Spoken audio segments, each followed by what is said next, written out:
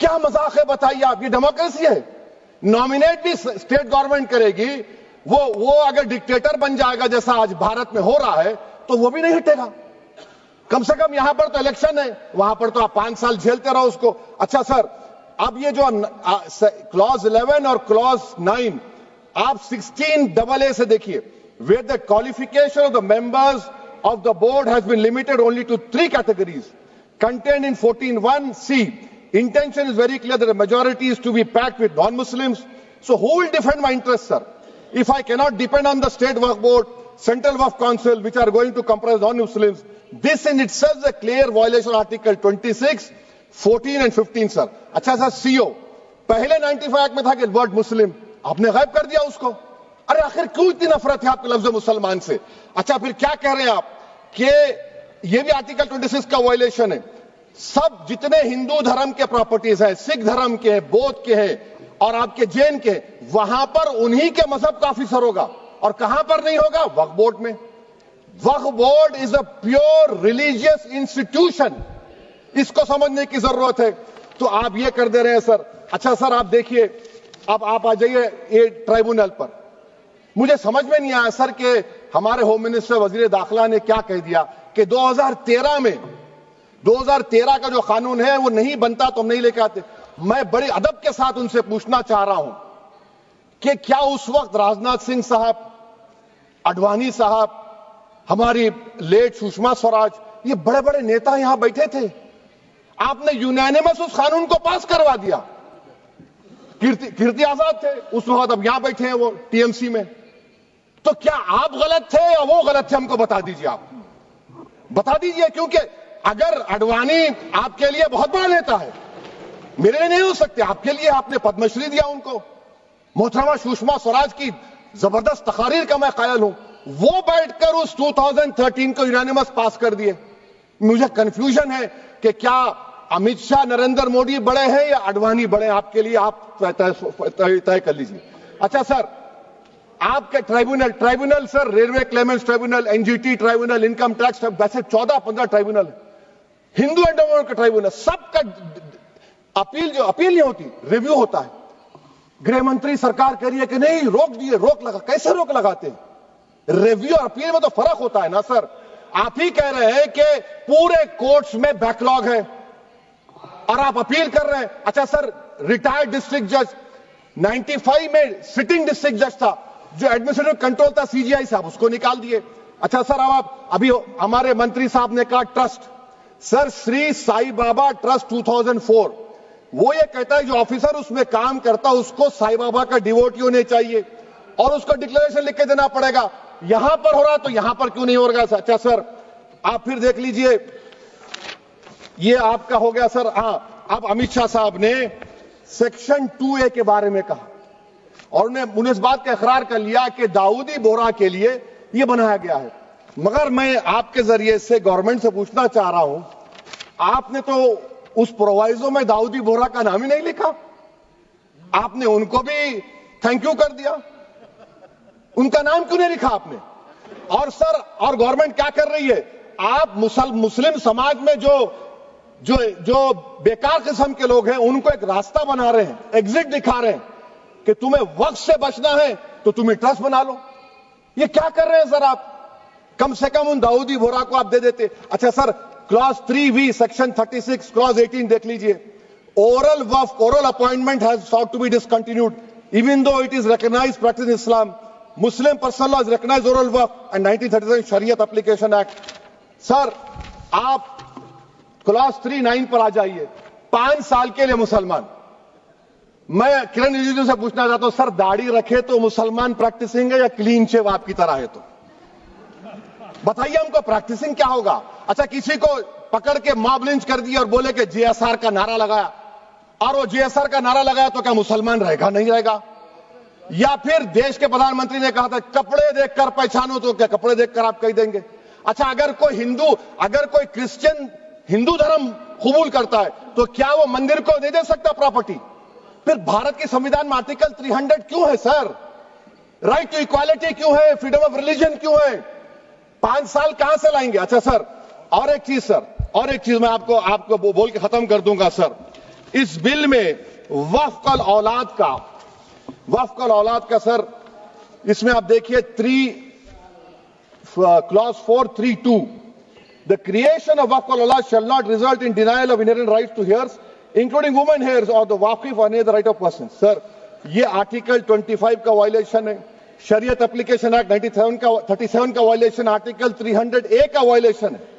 अच्छा, हिंदू धर्म में सेल्फ एक्वायर्ड प्रॉपर्टी को एक हिंदू, अब उसके फर्ज के 2 बच्चे हैं, वो एक को अपनी पूरी दौलत दे सकता है, कोई रोक टोक नहीं है। वो कहेगा नहीं मैं घर के बच्चों को नहीं दूंगा, मोहल्ले के गरीब को दे दूंगा, वो भी कोई रोक टोक नहीं है। वहां पर आपको बच्चों की फिक्र नहीं है। जब मैं अपनी प्रॉपर्टी को अल्लाह को मालिक बनाकर दे रहा हूं, आप कह रहे बच्चों की फिक्र नहीं है। इतनी मोहब्बत आप बिल्किस बानो से दिखा देते तो आपके लिए दुआएं देती आपके लिए। तो सर, आप दूसरी बात आप देख लीजिए सर, आखिरी बात कहकर मैं अपनी बात को मुकम्मल कर रहा हूं सर। नहीं खैर, मैं मुकम्मल कर रहा हूं। स्पीकर साहब बहुत टाइम दे दिए। सर आप देखिए, इसमें अमित शाह साहब बोले कि इतनी प्रॉपर्टीज का कब्जा हुआ, चोरी हुई, ये हुआ।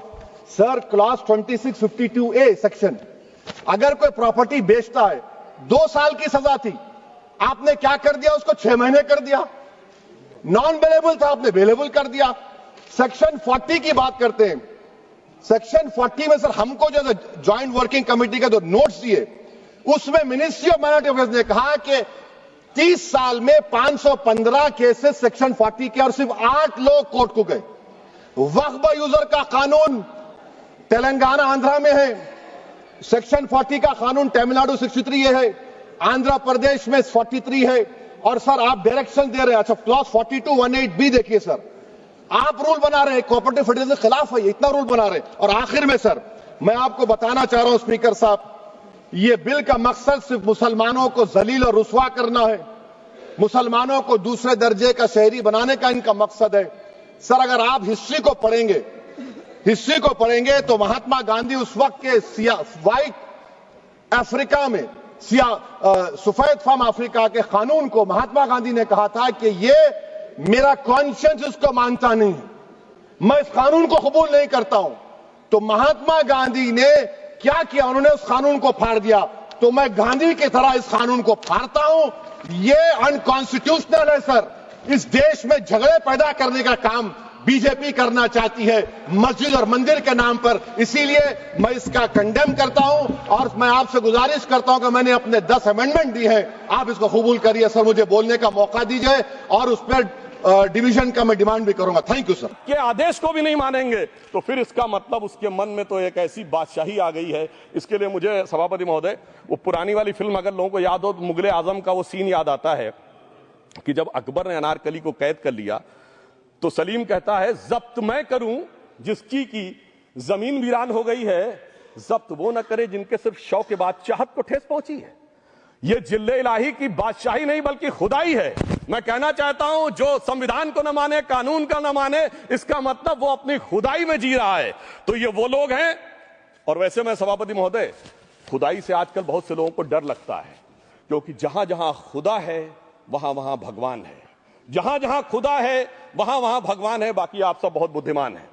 अब मैं ये भी बात कहना चाहता हूं, और वैसे आखिर में उस अनारकली को कैद से छुड़ाने के लिए सलीम का एक हिंदू साथी दुर्जन सिंह ही आया था। मैं कह सकता हूं कि वक्फ की इस मुकद्दस जमीन को अगर कैद करके रखा है तो उन चंद लोगों ने जिनके दिमाग आज भी उन चीजों में भरे हुए हैं कि कोई समझता हम तो किसी जमाने में हुक्मराने वक्त थे, कोई कहता हुजूर नवाब थे, कोई कहता बादशाह आलमगीर थे, कोई कहता है बादशाह गाजी जिंदा पीर थे। तो नदीमुल हक साहब ने जो बोला था ना, किसी के बाप का हिंदुस्तान थोड़ी है, बिल्कुल मैं कहना चाहता हूं जिन्होंने इस देश के लिए खून बहाया उनके बाप का हिंदुस्तान है, उस गरीब मुस्लिम कारीगर के बाप का हिंदुस्तान है। पर जो ये कहते हैं कि आगरे का लाल किला किसके बाप ने बनवाया, आगरे का किला किसके बाप ने बनवाया, दिल्ली का किला किसके बाप ने बनवाया, हैदराबाद का चार मीनार किसके बाप ने बनवाया, उसके बाप का यह हिंदुस्तान नहीं है।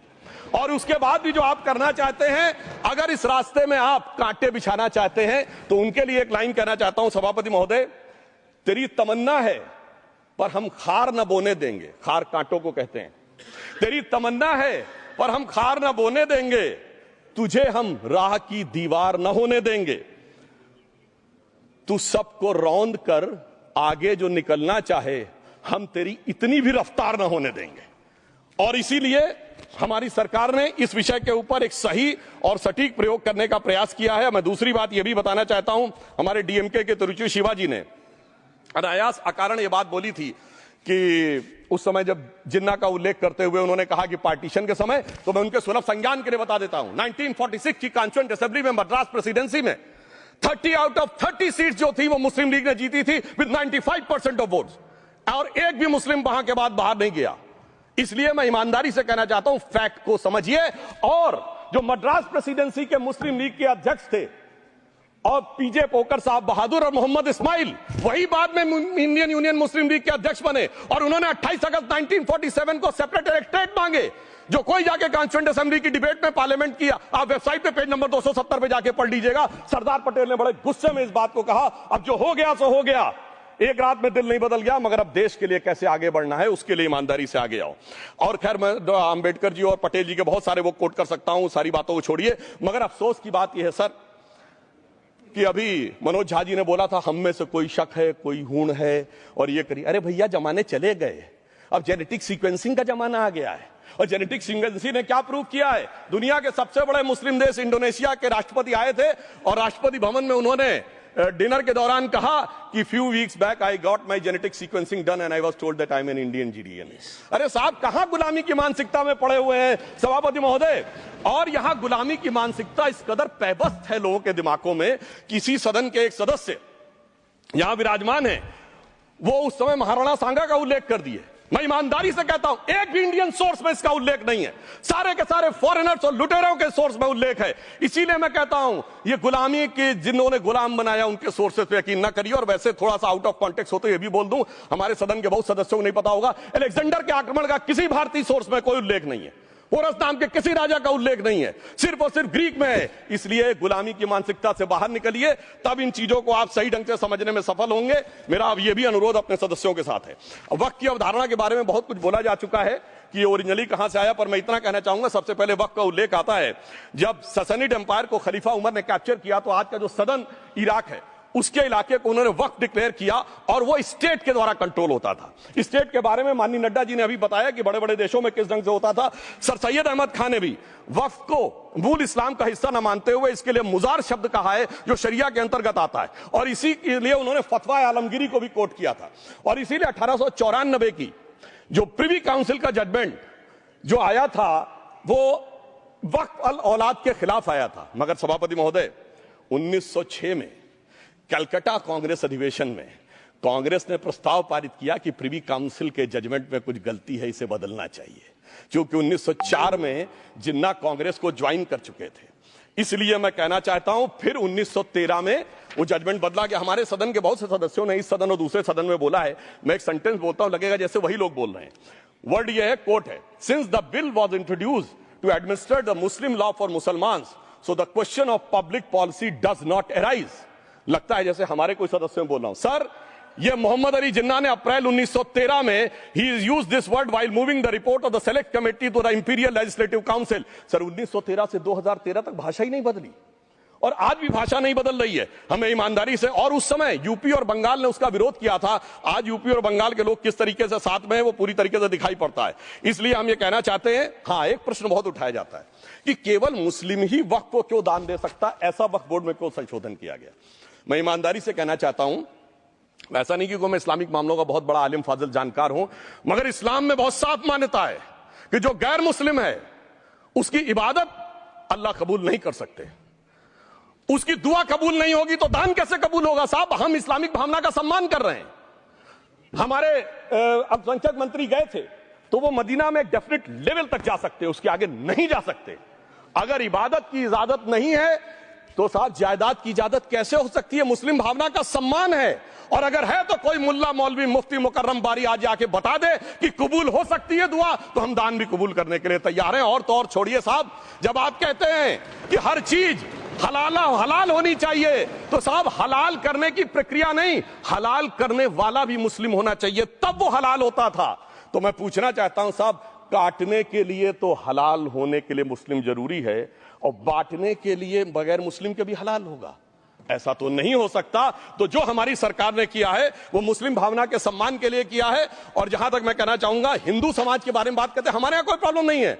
हमारे यहां कोई ऐसा नहीं कि हज पे कोई गैर मुस्लिम नहीं जा सकता। हमारे देखिए कुंभ में 50 लाख विदेशी आए थे और किसी से नहीं कहा या कन्वर्ट हो जाओ। इसलिए मैं कहना चाहता हूं, हिंदुइज्म की धारणा और बाकी धारणा का जो तुलना करने का प्रयास करते हैं वो बहुत उचित नहीं है। मगर सभापति महोदय, इस वक्त में कई अद्भुत नजारे दिखाए। इस्लाम में जो काफिर से ज्यादा मुशरिक और शिर्क को बुरा माना गया, नहीं जो भगवान को माने ही नहीं।